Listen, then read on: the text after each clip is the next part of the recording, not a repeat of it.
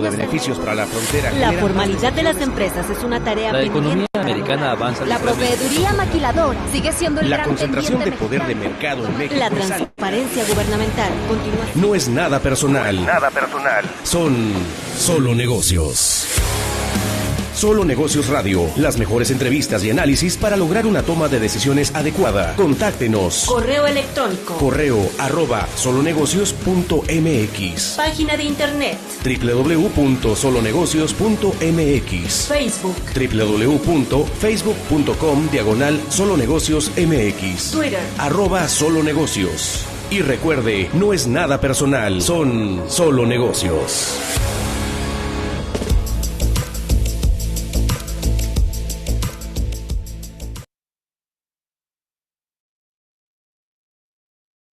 Hola, ¿cómo está? Mi nombre es Alejandro Sandoval, esto es Solo Negocios Radio, transmitiendo a través de 1300 de amplitud modulada, al igual que por internet, en Radio Mexicana, nuestras noticias 1300 AM, fanpage en Facebook de nuestra estación de radio, y por supuesto también en Solo Negocios MX.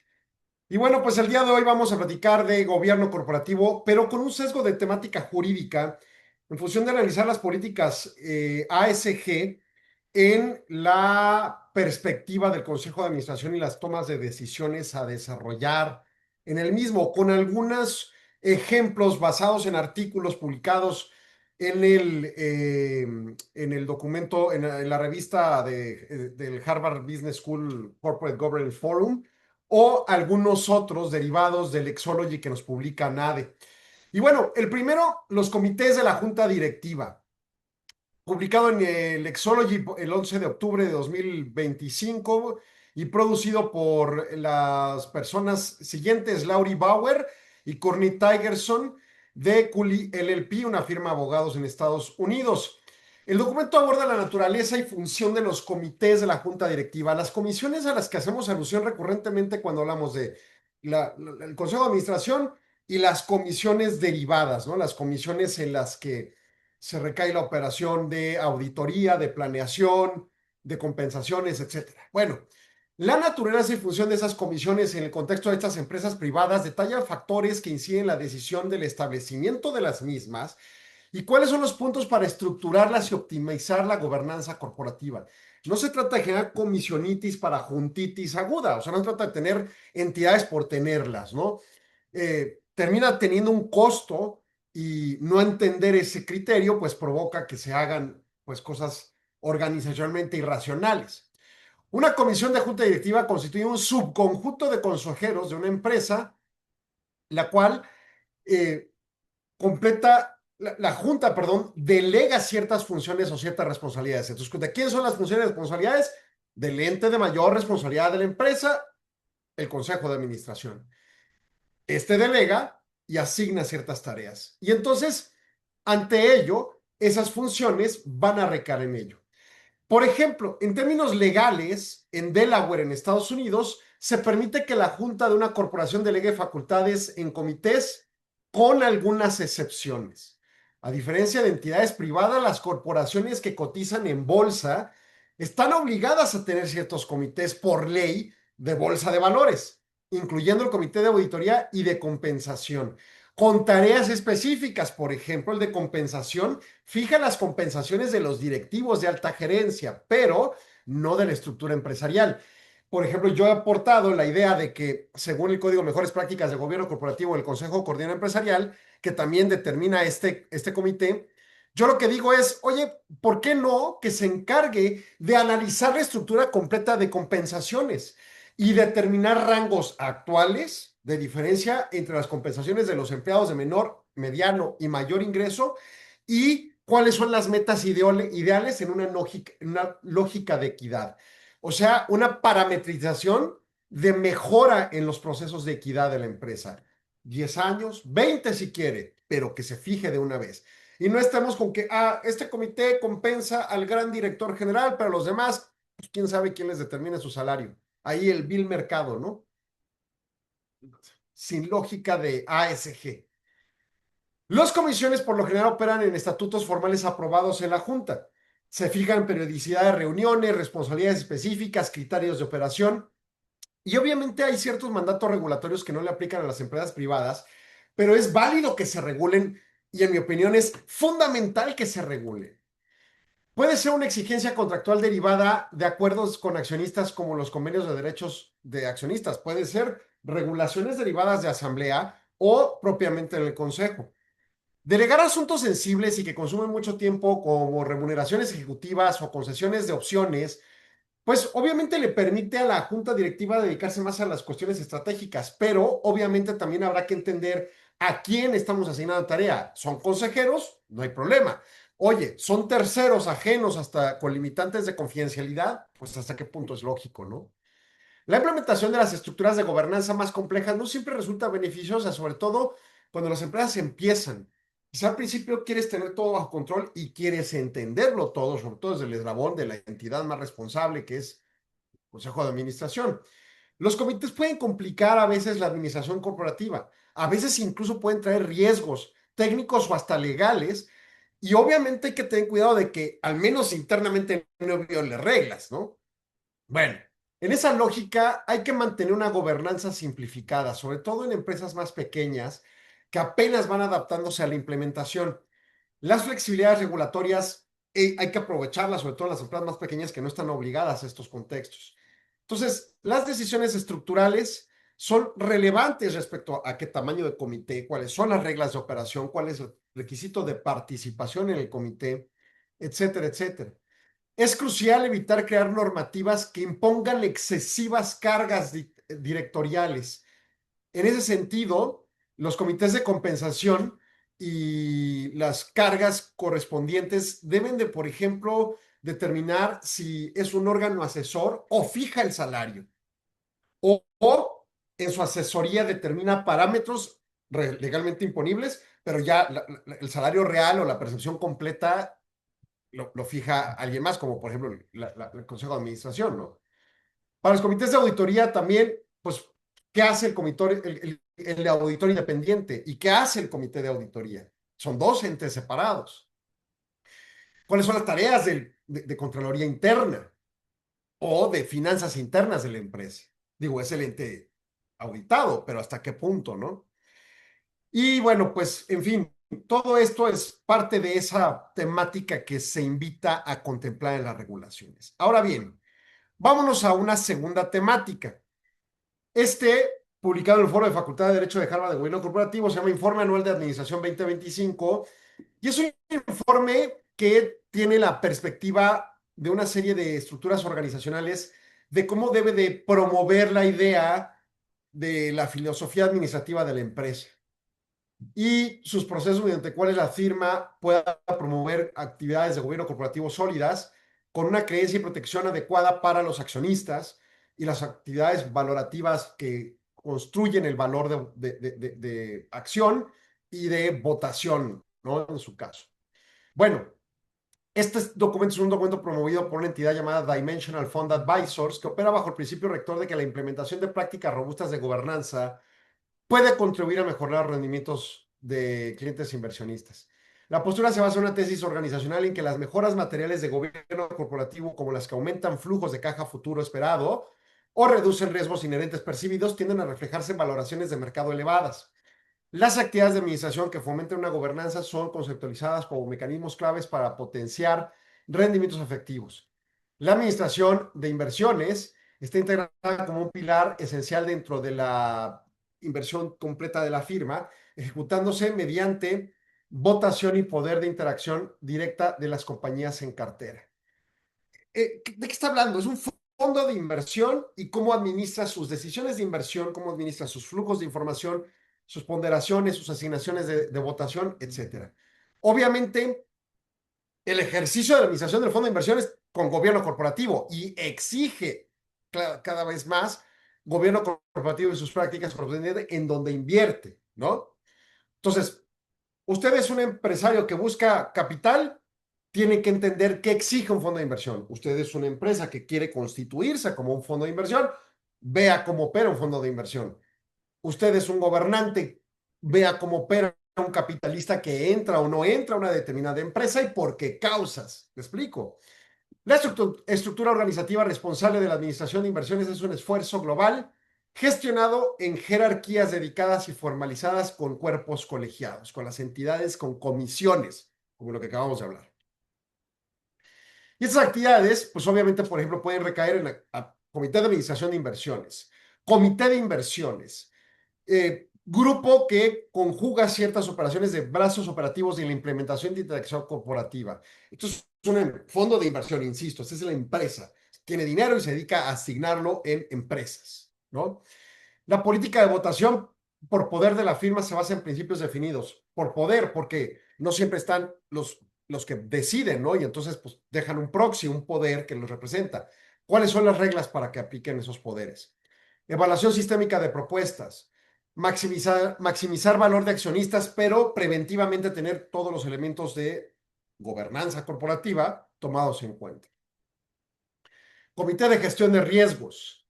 Monitoreo diario de los valores elegibles para identificar informes de aplicaciones de controversias significativas que puedan tener impacto en políticas ambientales, sociales y de gobernanza.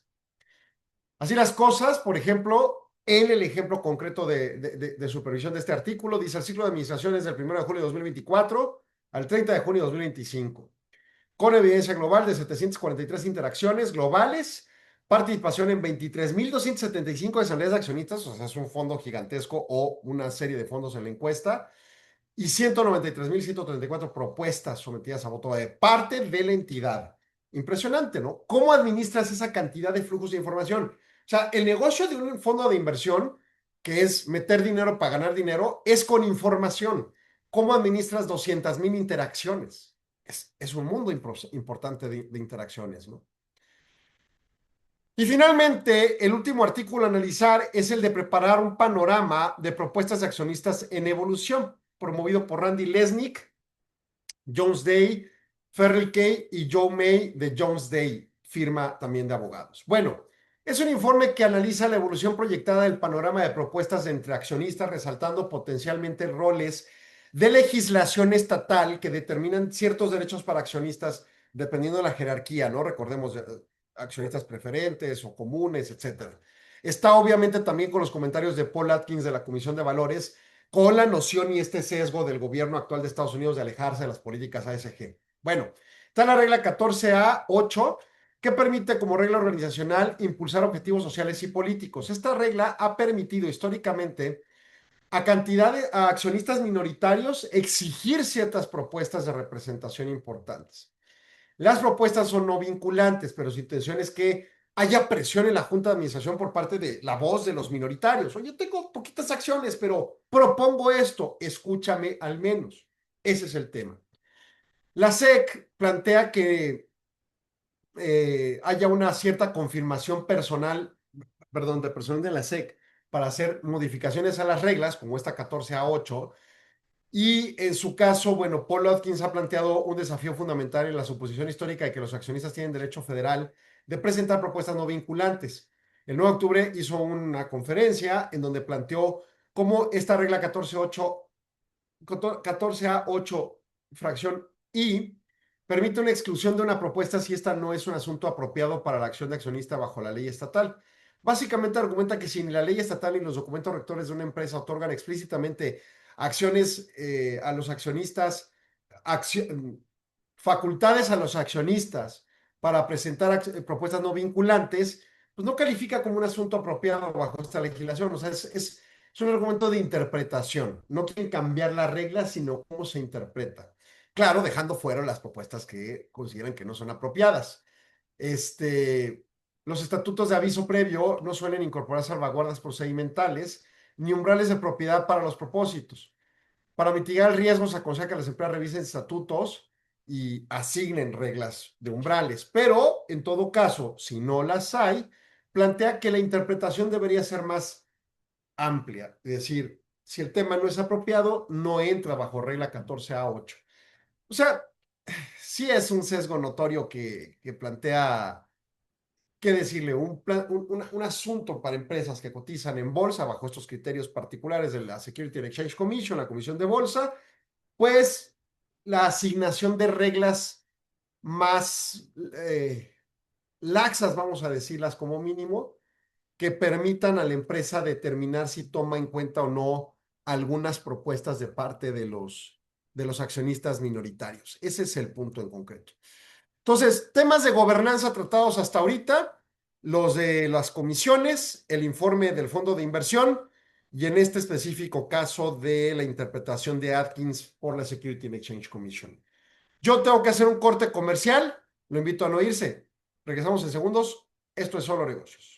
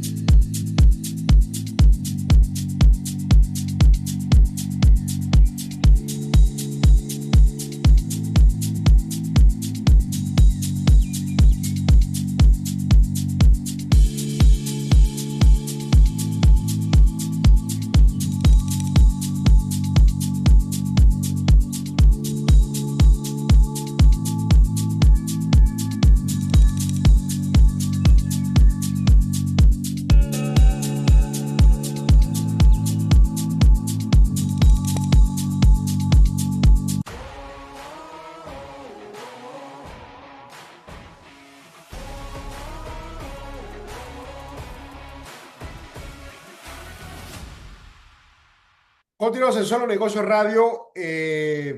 Lo planteado, voy en un cierto orden jerárquico, ¿no? Tiene la idea de sobre gobierno corporativo, plantear discusiones de gobernanza empresarial en lo general. Consejo de administración, sus comisiones, sus reglas, sus determinaciones de interacción, por ejemplo, un fondo de inversión y cierta óptica de la opinión, por ejemplo, en Estados Unidos, con este gran sesgo de políticas públicas, un planteamiento que hace de interpretación jurídica. O sea, no llegó a cambiar las reglas ni nada. Simplemente, oiga, yo opino que esto no es válido y no es necesario. Órale, gracias por tu opinión, lo consideramos. Bueno, ahora vamos a entrar, en segundo regresamos al aire, y vamos a hablar de políticas ASG, y recordemos que ya hemos hablado de estos temas, derivado de políticas de gobierno corporativo, en concreto, 3 acciones. Obviamente está el de gobernanza toral, las partes regulatorias, los reglamentos, etcétera. Ya regresamos al aire 1300. Y luego 2, el tema de políticas ambientales y de sociales.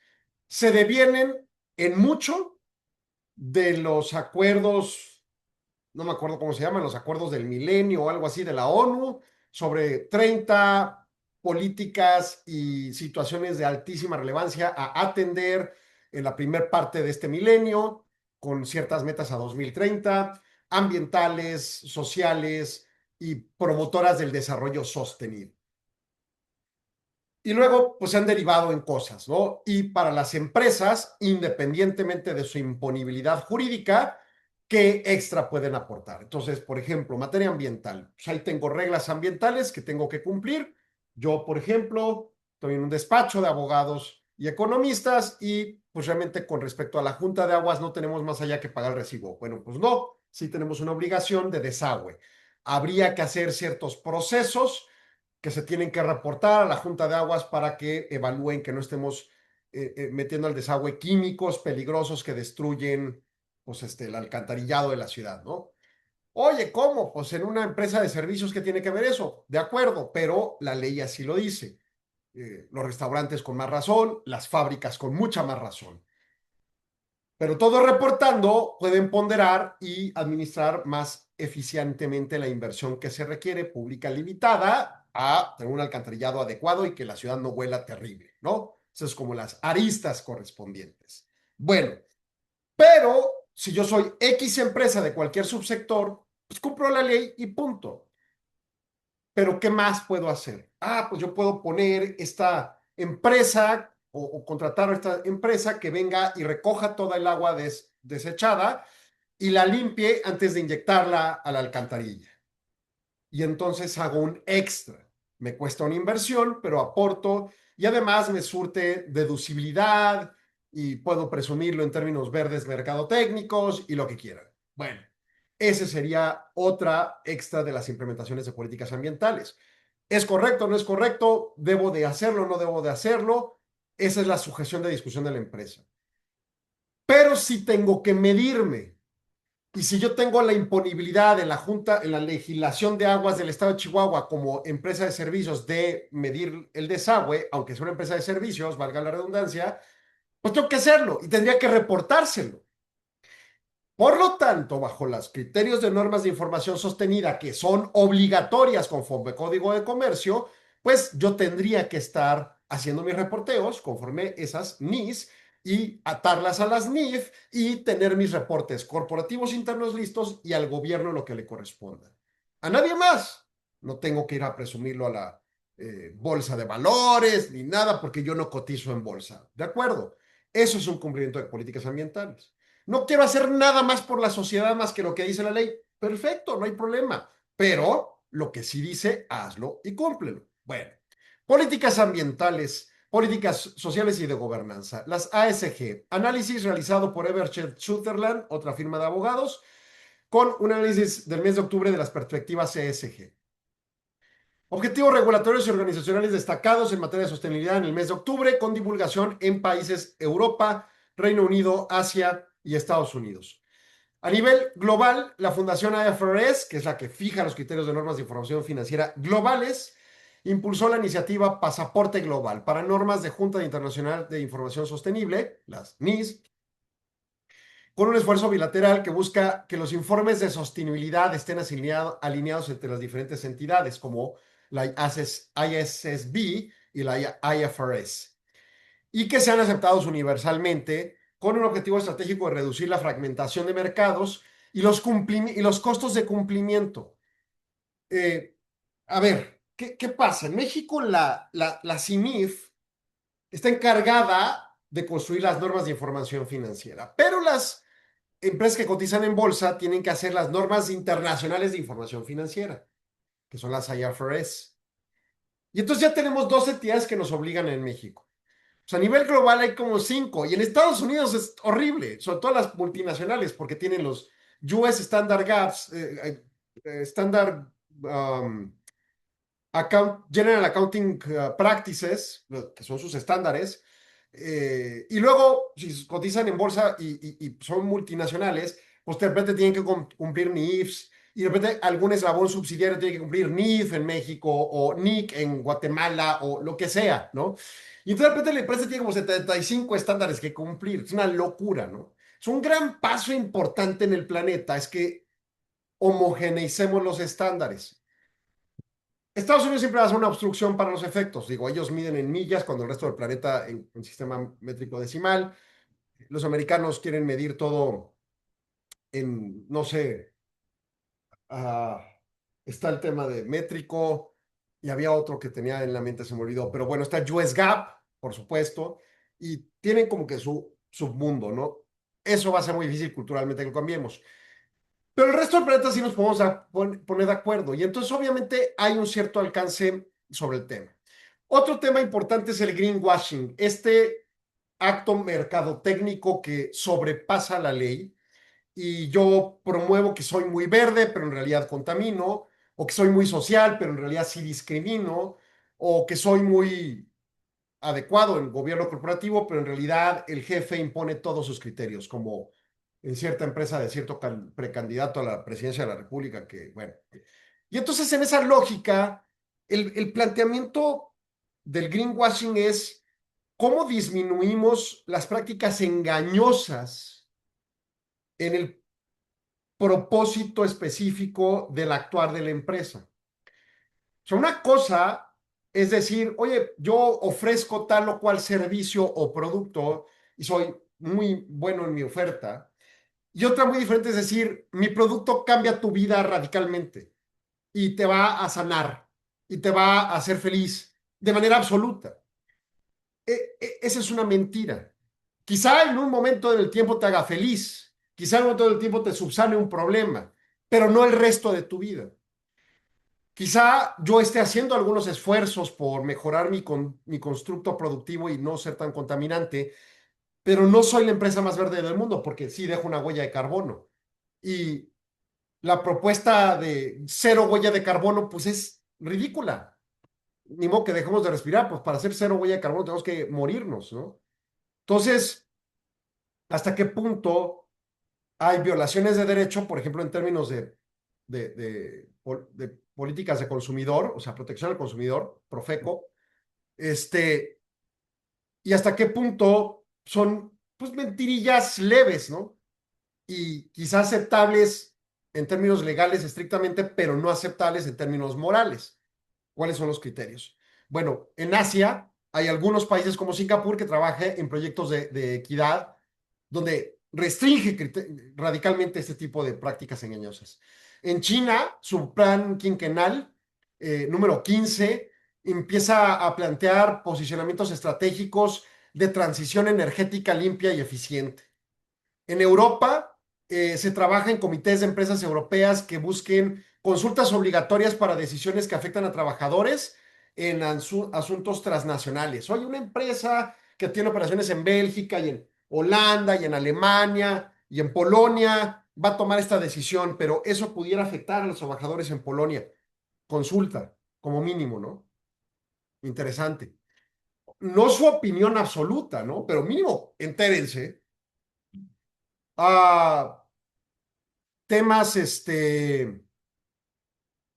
vinculados a métricas ambientales bajo criterios de due diligence de la Unión Europea, Reino Unido, con todo y todo, con su Brexit, un plan de entrega de presupuesto de carbono y crecimiento. Estados Unidos, algunos principios de gestión de riesgos financieros relacionados con clima, sobre todo en regiones subnacionales como California, ¿no? Entonces, pues interesantes avances en este resumen. Otro de los temas, relaciones de ESG, un artículo derivado del foro de la Facultad de Derecho de Harvard de Gobierno Corporativo. Resoluciones de accionistas, promovido por Morningstar, una revista interesante. Y analiza las implicaciones organizacionales de cambio regulatorio sobre resoluciones de accionistas en los temas vinculados a ASG. El mercado de capitales de renta variable en Estados Unidos tiene fundamental concentración global de las inversiones. Y por supuesto también propuestas ASG sobre las últimas décadas, ¿no? La Security and Exchange Commission, la Comisión de Valores, ha dictado algunos cambios normativos y otros han sido propuestas como la que comentábamos hace unos minutos, ¿no? Y entonces, con estos los ajustes regulatorios, los que corresponden, hay propuestas de accionistas con políticas ASG que han reducido porque al parecer no tienen una interacción tan fuerte o un efecto fuerte. Y entonces con esto también hay posiciones conservadoras o anti-ASG que ha tenido cierta estabilidad, pero las propuestas pro-ASG han disminuido su participación. Y entonces ante esto, pues obviamente la predisposición tanto regulatoria de Security and Exchange Commission como las de interpretación, como lo comentado al principio del programa, pues dan pauta para que haya una interacción interesante con disminución de ciertas participaciones, pero otras posiciones más convencionales continuas, ¿no? E interesantes. Dame un segundo, Arturo. Y entonces en esa lógica vemos que hay un alcance relativamente determinado, estable por parte de estas propuestas y otro, pues relativamente, vamos a pensar, estabilizado en un sentido estabilizado en lo convencional. O sea, las prácticas convencionales de gobierno corporativo continúan. Las más extremas de política social y de gobernanza y de ambiental son las que han tenido cierta contención y no una de manera absoluta, ¿no? Pero bueno, me llaman a comerciales, regresamos en unos segundos, no se vaya, siga en Solo Negocios. Hola, soy Enrique de la Madrid. Agradezco la invitación al IMEF para estar este próximo 26 de noviembre a la 1:30 en el Club de Industriales para hablar precisamente de las oportunidades y de los retos que tenemos en el país.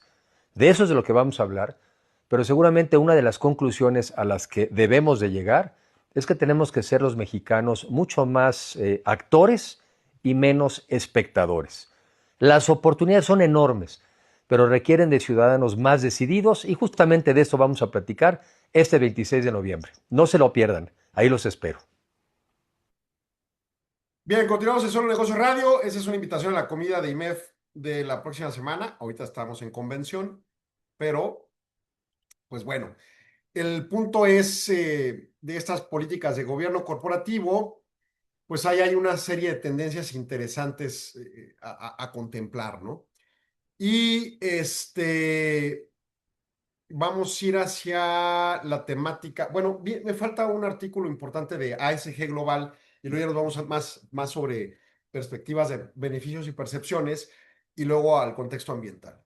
Entonces, bueno, hasta que regresemos al aire firme, pero vamos a continuar estas discusiones. Ahorita estamos con la perspectiva ASG temática integral, integralmente discutida, y, y luego ya las vicisitudes específicas. Pero algunas tienen vínculo a discusiones macro. Y digo, porque recordemos, políticas ASG son ejercidas por gobierno corporativo, son ejercidas por un agente económico llamado empresa, ¿no? Sin embargo, hay recomendaciones macro. Bueno, estamos regresando al aire y la Organización Mundial de Comercio tuvo una reunión el 30 de octubre del que se deriva este documento y se llama Los miembros profundizan discusiones sobre temas de sostenibilidad. Y bueno, en el marco de las discusiones estructuradas de comercio y sostenibilidad ambiental, las deliberaciones de la OMC plantean ciertas políticas en el contexto de ASG y en las medidas climáticas que se pueden vincular al comercio, el diseño de subvenciones, ojo, subsidios, para consolidar posicionamientos afianzados en el acuerdo internacional vinculado a estos temas. O sea, échale ojo, en los 90s estaba en la universidad e hice investigación académica que hablaba precisamente de los subsidios de la Organización Mundial de Comercio o los subsidios y la Organización Mundial de Comercio. Y una de las conclusiones más importantes es que estaba en contra de la OMC y sancionaba a quien otorgaba subsidios. Y luego ya en los 2000, cuando continué estudios académicos a nivel maestría, las sanciones eran por el daño que causan los subsidios a la libre competencia. O sea, ya sabe, en materia de capitalismo no es aceptable una práctica monopólica. Para construir una práctica monopólica nacional se construye a través de subsidios, o sea, subsidio a Pemex, lo arropo, le doy un respaldo, lo exalto, le limito el acceso de competidores y en función de eso construyo un monopolio, ¿no?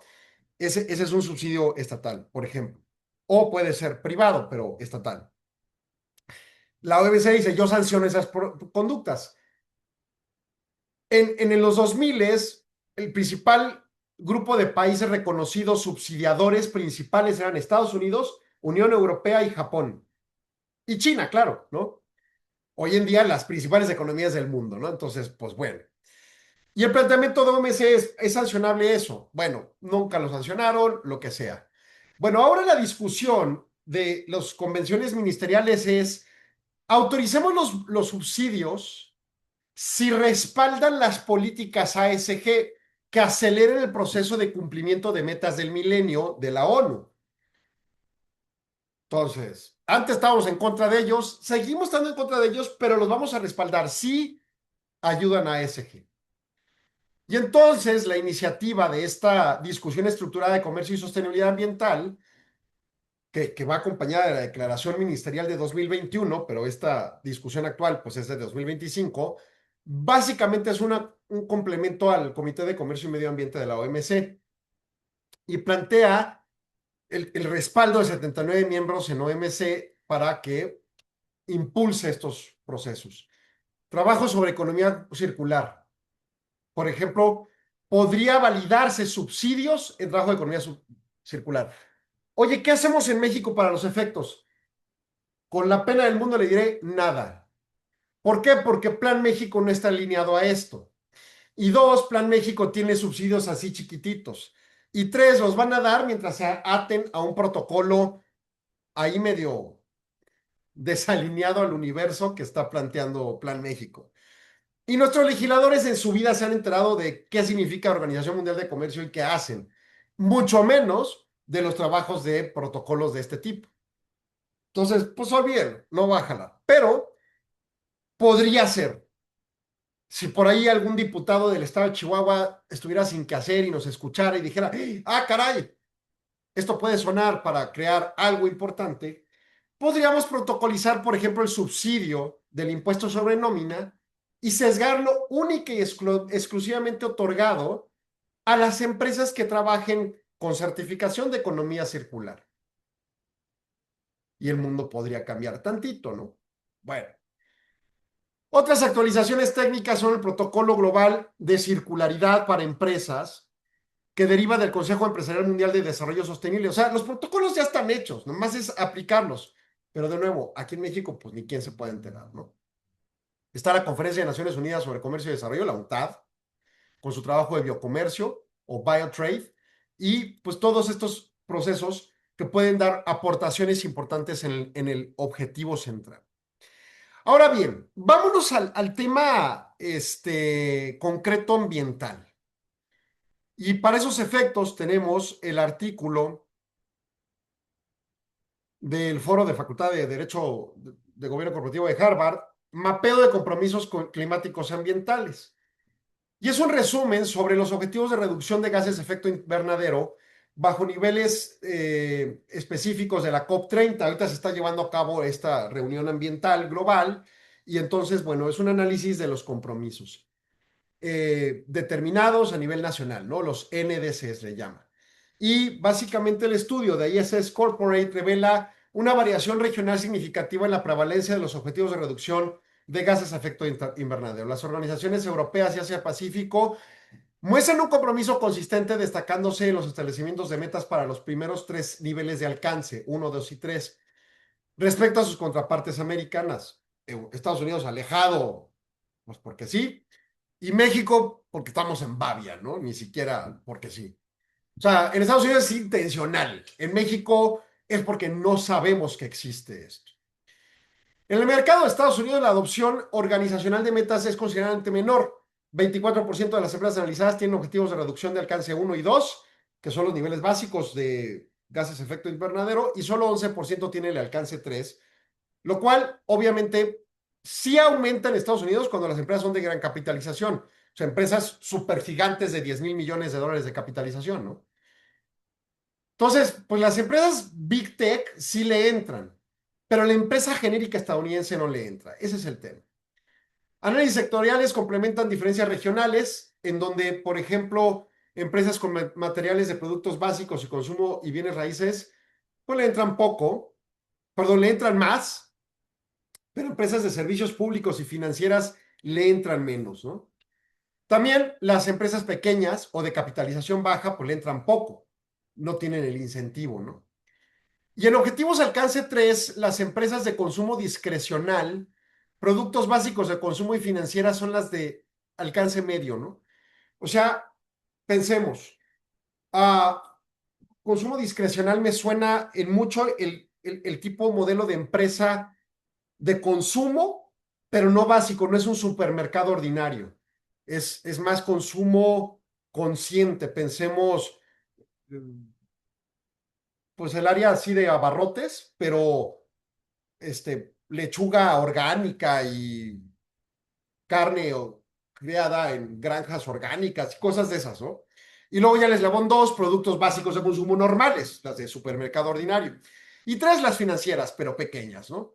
Y entonces en ese alcance, el estudio básicamente nos está diciendo, Europa avanza, Asia avanza, Estados Unidos avanza poco, subsectorialmente hay mejores avances, y eso, pues al menos es información buena para los efectos de entender quién le está entrando a qué criterios sobre el aspecto de financiamiento a qué empresas. Y ahí hay tema, ¿no? Tema importante a contemplar. Bueno, y finalmente, el último no se abrió, aquí lo abro de volada. El análisis vinculado propiamente del estudio de Evershed Sutherland sobre la parte de reguladores bancarios federales que van eliminando algunos principios, algunos guías.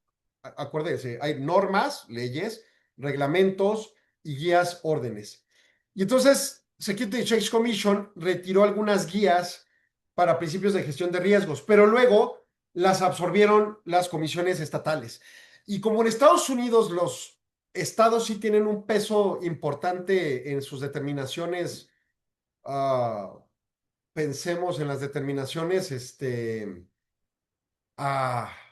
normativas, esto por el planteamiento contrapautado que señalaba yo ayer, nuestro país cada día es menos federalizado, ¿no? O sea, nuestros estados y nuestros municipios son más entidades administrativas que entidades políticas. Si usted ve, todo el sesgo normativo se está yendo hacia la federación. En Estados Unidos no es así. En Estados Unidos los estados y los municipios o condados tienen muchas facultades normativas. En esa lógica, la federación puede estar abandonando ciertos eslabones de políticas ambientales y de orden social, pero los estados lo están absorbiendo en algunos estados, por ejemplo, a California. Y entonces el gobierno de California emitió la SB 253 y 261 y impone criterios de divulgación climática, sustituyendo a las federales bajo el criterio de su eliminación de guías. No se quitaron las leyes estadounidenses, pero finalmente la imposición estaba más por órdenes secundarios normativos. Y entonces ahora los absorben los estados, ¿no? Entonces, cuando se habla de ASG y dice, no, pues que ya se acabó porque el presidente Trump ya dijo que no valen, eso es falso. Se van a difuminar a ciertos subsectores, ciertos tamaños de empresa que tienen interés en ciertos fondos de inversión y ciertas regiones. Y entonces veremos evoluciones en algunos lugares y en algunos otros quizá incluso veamos involuciones. Y esa es la consecuencia de las políticas públicas. O sea, cuando volteamos a ver qué implicaciones tiene una política pública, la respuesta de la ambigüedad, pues se soslaya, ¿no? Hasta qué punto cierta política pública tiene impacto en la vida real. Ayer hablábamos de la confianza, ¿no? En Latinoamérica en sus gobiernos y en función de las políticas públicas. Y entonces la OCDE decía qué políticas públicas deberían promoverse. Ahorita hablamos de políticas públicas que asertivamente imponen criterios. Voy Arturo, dame un segundo. Y que va a provocar que en algunos países se evolucione en algunos aspectos y en otros se involucione, se den pasos atrás. Y va a haber externalidades negativas en todos, ¿eh? Pero al final del día, el desarrollo sostenido se podrá alcanzar más lenta o afianzadamente en función de cómo se den esos particulares vínculos, ¿no? Y en último grado y argumento, pues el punto en concreto de pensar en cómo las políticas públicas sí cambiaron y tuvieron un impacto determinado, bueno o malo, eventualmente. La apuesta actual en México es de supranegligencia, pero en fin. Vamos a corte, regresamos en segundos, no se vaya, sigan Solo Negocios.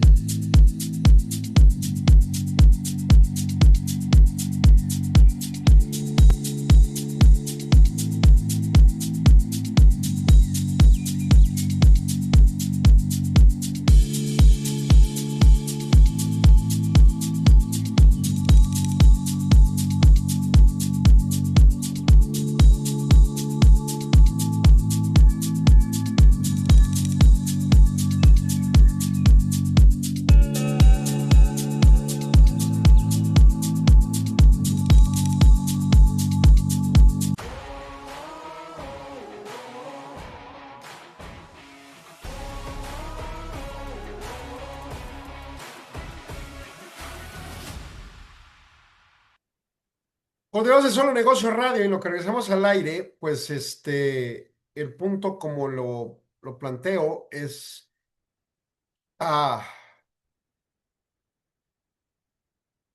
las políticas públicas tienen impacto e incidencia en la vida general. Ayer planteábamos una óptica propositiva, ¿no? Las políticas públicas podrían aportar al desarrollo sostenido. Estamos regresando al aire. Ahora, lo que discutíamos en el segmento pasado es algunas políticas públicas pueden provocar involuciones. Y entonces, las políticas públicas pueden no servir de nada. O sea, podemos tener un semáforo inútil porque en esa calle, aquí en Ciudad Juárez, hace 25 años estaba una empresa pegada aquí al puente internacional y en ese espacio está la Universidad Autónoma de Ciudad Juárez, el Instituto de Ciencias Sociales y Administración, y luego hacia el norte está Estados Unidos y luego hacia el sur pues está la fábrica esta. Pero esa fábrica tenía realmente un ingreso real por el lado más del sur de su cuadra, ¿no? Por el lado norte nadie pasaba por ahí, sin embargo hay una calle y había un semáforo para la salida de los autos. Probablemente a la hora de que salían de trabajar los empleados salían por ahí y servía el semáforo para algo. El resto del día no servía para nada el semáforo. Bueno, ese semáforo es una política pública inútil más que a la hora específica que funcionaba, ¿no? Hay políticas públicas inútiles. Hay políticas públicas funcionales. Estados Unidos ha logrado una bancarización adecuada a través de una permeabilidad de cultura financiera que hoy discutíamos en IMEF al presentar la ponencia IMEF, que ya platicaremos de la ponencia más adelante. Pero ya está en la página de internet de IMEF y puede accederse. Estados Unidos ha sido muy asertivo en la posición de cultura financiera. Ya regresamos al aire, por cierto, si no lo dije. Y entonces en esa lógica, una política pública de subir o bajar tasa de interés tiene un impacto inmediato en la reacción de crecer o detener la economía y de aumentar o bajar la inflación. Digo, no inmediato en el instante, pero sí es muy rápido. En México es lentísimo porque no tenemos bancarizada nuestra economía. Ese es un efecto de política pública que tiene alcance o no tiene alcance, o una inútil como el semáforo de aquí de Juárez, ¿no? En la perspectiva de gobierno corporativo, la perspectiva de políticas AG y de los alcances ambientales y sociales, habrá políticas que incidan, como en Europa y Asia, y que ayuden al desarrollo sostenido, como lo planteaba ayer la OCDE para Latinoamérica, y habrá políticas que retraigan pasos atrás las cosas, como en Estados Unidos en este momento en la Federación. Vámonos al último eslabón del Foro de la Facultad de Derecho de Harvard de Gobierno Corporativo, el informe de plan de incentivos anual de los 250 principales en el año 2025. Es un informe hecho por Warren Su, Ezra Womark, de FW Cook y Rachel Gibbons de FW Cook.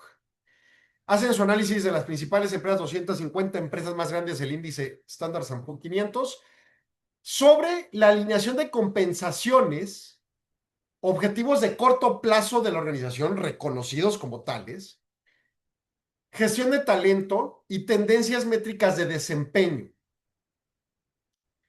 Los planes de incentivo anual son herramientas organizacionales fundamentales diseñadas para asegurar coherencia entre las remuneraciones de la alta gerencia y los objetivos de corto plazo de la empresa.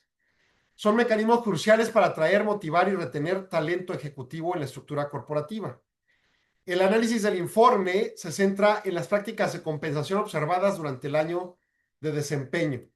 Un hallazgo clave para el ciclo de 2024 fue el sólido desempeño operacional y financiero de las compañías analizadas, lo que resultó en el pago de incentivos anuales por encima de niveles objetivo preestablecido.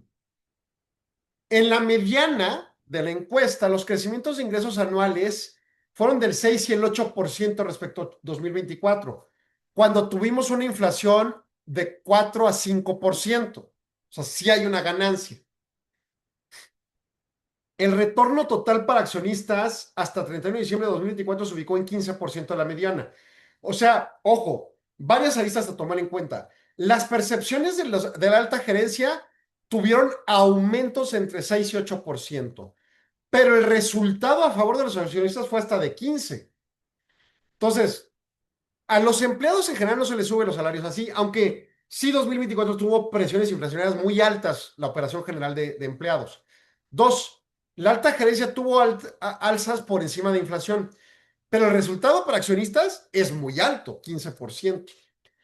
Estos indicadores de fuerte desempeño organizacional se correlacionan con un pago de incentivo anual del 120% objetivo para 2024, demostrando una alineación de la compensación.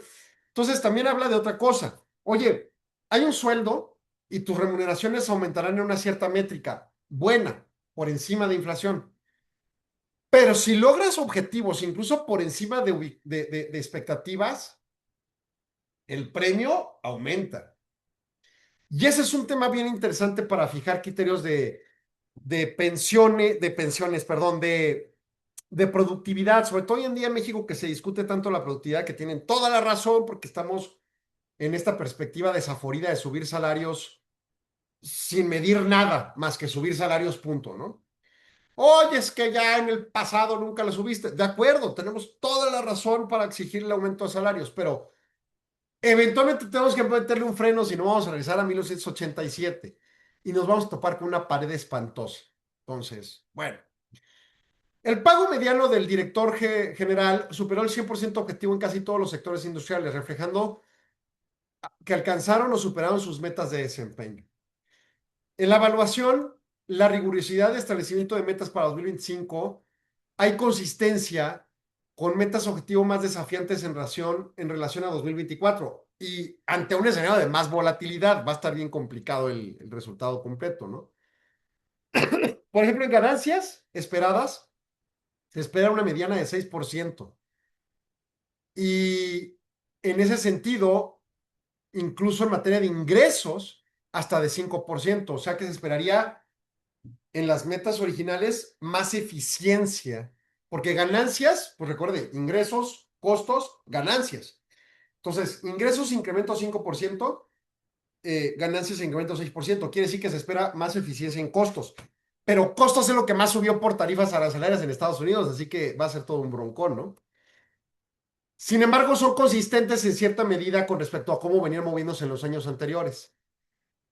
La amplitud del rango básicamente está directamente vinculado al nivel de confianza que la gerencia tiene en su precisión de pronóstico financiero, que de cualquier forma, creo yo que sí se tenía un alcance correspondiente.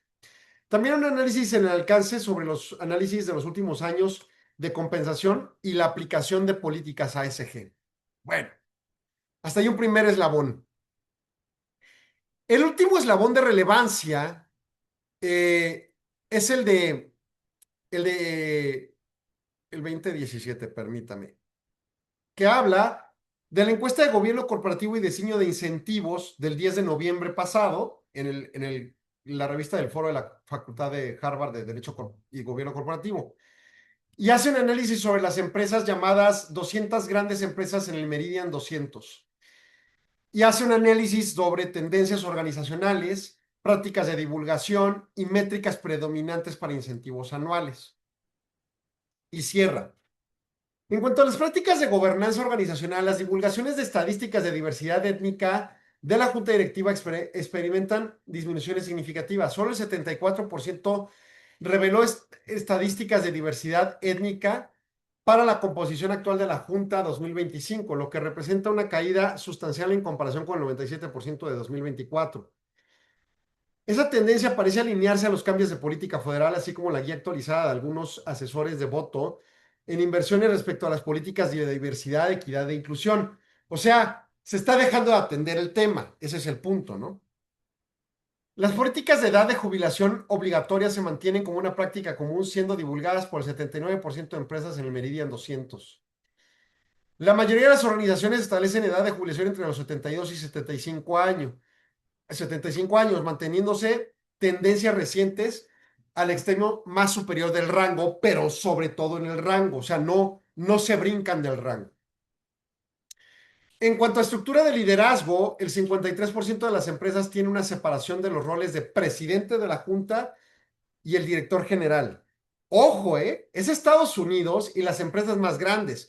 No es extraño que en México el director general siga siendo el presidente de la junta y el wherever del universo. No es correcta la práctica respecto a las mejores prácticas de gobierno corporativo, pero es algo que ocurre. Y hace unas semanas en el Colegio Nacional de consejeros independientes, de consejeros profesionales independientes, se entrevistó a Carlos Slim Domit y también al presidente de la junta válgame, creo que de Grupo Bimbo, y ambos en sus eslabones correspondientes claramente señalaban la relevancia de tener separado la posición, digo, hablo de dos de las empresas más grandes del país, la posición del presidente del Consejo de Administración y aparte el director general. Bueno, en la Unión Americana, solo el 53% de las empresas tienen separado el cargo. No es una práctica generalizada en el planeta, no es una práctica generalizada en Estados Unidos, menos en México, pero es una práctica recomendada. Obviamente cuesta, por supuesto, pero hay formas de operarla, ¿no? Tema de compensaciones.